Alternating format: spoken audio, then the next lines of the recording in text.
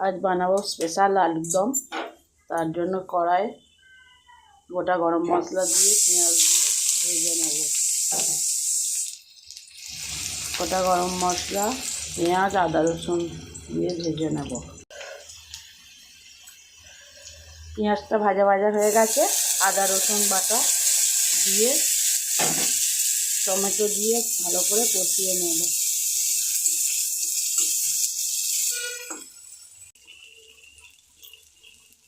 পেঁয়াজ আদা রসুন ভাজা ভাজা হয়ে গেছে, দিয়ে দেবো চিনি, নুন, লঙ্কা, হলুদ।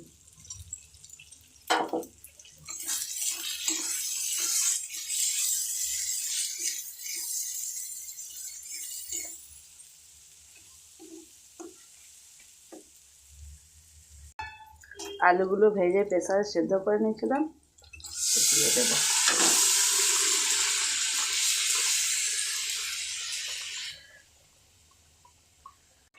ওপর থেকে মটরশুঁটি দিয়ে দেবো।